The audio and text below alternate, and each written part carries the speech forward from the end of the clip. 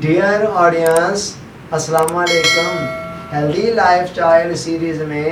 ہمارا ٹاپک چل رہا ہے کلام اقبال اور تعمیر شخصیت۔ اس ضمن میں ہم خودی کی سلبی صفات کو بیان کر رہے ہیں، یعنی وہ صفات جو خودی کی راہ کے اندر رکاوٹ بن جاتی ہیں اور اس کو تکمیل اور استحکام تک پہنچنے کے اندر ایک معنی کی حیثیت رکھتی ہے۔ چنانچہ اس ضمن میں ہم پہلے 4 صفات کو بیان کر چکے ہیں، آج ہم 5ویں اور آخری صفت کو بیان کرنے جا رہے ہیں، اور وہ ہے حب غیر اللہ۔ اللہ کے علاوہ کسی اور سے محبت کرنا یہ خودی کی راہ کی ایک بہت بڑی سلبی صفت ہے، جو انسان کو اللہ کی محبت تک پہنچنے کے اندر اور خودی کی تکمیل کے راستے کے اندر ایک رکاوٹ بن جاتی ہے۔ اب یہ حب غیر اللہ کیا ہے؟ قرآن نے کہا والذین آمنوا اشد حبا للہ، کہ جو ایمان والے ہیں وہ سب سے زیادہ شدید محبت اللہ سے کرتے ہیں۔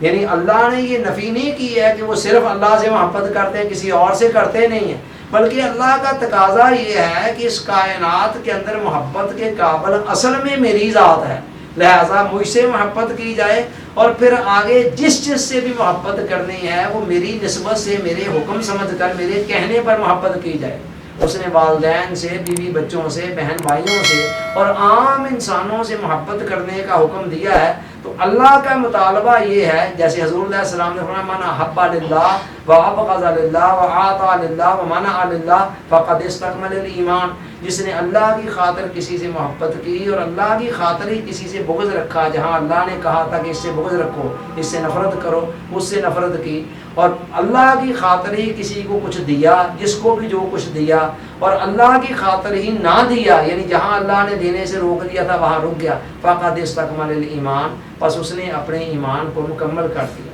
چنانچہ یہ عشق کا جو جذبہ ہے، اللہ کا مرضی منشا یہ ہے کہ یہ اس کا رخ اللہ کی طرف مڑ جائے، اس کا مرکز و محور اللہ بن جائے، اور باقی ساری محبتیں جو ہیں وہ اس محبت کے تابع ہو جائے۔ دوسری طرف انسان کی فطرت کے اندر بھی بے شمار محبتیں رکھ دی گئی ہیں۔ قرآن نے کہا زُیِّنَ لِلنَّاسِ حُبُّ الشَّهَوَاتِ مِنَ النِّسَاءِ وَالْبَنِينَ وَالْقَنَاطِيرِ الْمُقَنطَرَةِ مِنَ الذَّهَبِ وَالْفِضَّةِ وَالْخَيْلِ الْمُسَوَّمَةِ وَالْأَنْعَامِ وَالْحَرْثِ، کہ اللہ تعالیٰ نے فرمایا کہ انسان کے اندر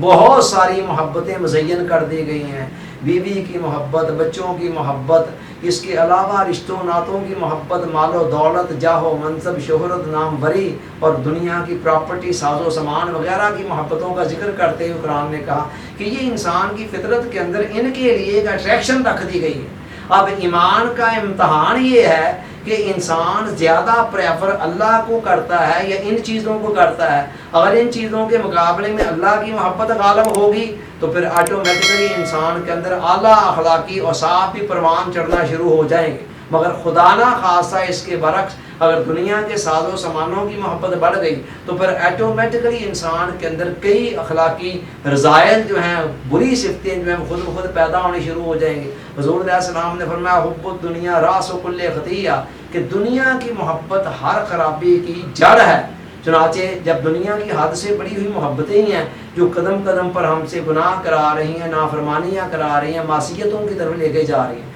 سو علامہ اقبال حب غیر اللہ کو بھی ایک سلبی قدر سمجھتے ہیں اور خودی کی تکمیل کی راہ کے اندر بہت بڑی رکاوٹ سمجھتے ہیں، اور اس سے جگہ جگہ پر منع کرتے ہیں۔ اور مزے کی بات یہ ہے کہ علامہ اقبال اس حب غیر اللہ کے اندر اللہ کے علاوہ ساری محبتوں کو شامل کرتے ہیں، رشتوں ناتوں کو بھی، اور اسی طرح مال و دولت کو بھی۔ کہتے ہیں کہ یہ مال و دولت دنیا، یہ رشتہ و پیوند بتانے وہم و گما لا الہ الا اللہ، کہ دنیا کا جتنا بھی مال و دولت، ساز و سامان، جاہ و منصب اور جتنے رشتے ناتے ہیں، یہ سارے کے سارے وہم اور گمان کے بت ہیں۔ اصل میں کیا ہے؟ لا الہ الا اللہ، اللہ کے علاوہ اور کوئی نہیں ہے جو محبت کیے جانے کے قابل ہو، جو چاہے جانے کے قابل ہو۔ چنانچہ اسلام کا مقصود بھی یہی ہے اور مطالبہ بھی یہی ہے بندہ مومن سے کہ اصل محبت اور محبت کی اور عشق و محبت کی جو اصل مستحق ذات ہے وہ اللہ کی ذات ہے۔ چنانچہ اصل میں اللہ سے محبت کی جائے اور باقی پھر اس نسبت کے ساتھ اس محبت کو مرکز و محور بناتے ہوئے جس چیز سے محبت کرنے کا اس نے کیا اس سے کی جائے۔ سو علامہ اقبال کا یہ بھی خیال ہے کہ ان جھوٹی فانی اور عارضی محبتوں سے انسان اسی وقت بلند ہو سکتا ہے جب اللہ کی عظمتیں، رفتیں، قدرتیں، اس کی شان رحیمی کریمی انسان پر آشکار ہو جاتی ہے، تو پھر آٹومیٹکلی دنیا کی ان جھوٹی فانی اور عارضی محبتوں کے بت ٹوٹ جاتے ہیں اور انسان ایک اللہ کی محبت سے سرشار ہو جاتا ہے اور خودی کا سفر بھی بڑی تیزی کے ساتھ پھر تکمیل کی طرف رواں دواں ہو جاتا ہے۔ اللہ تعالیٰ سوچنے، سمجھنے، یاد رکھنے، عمل کی توفیق عطا فرمائے، آمین۔ آپ کا بہت بہت شکریہ۔ السلام علیکم۔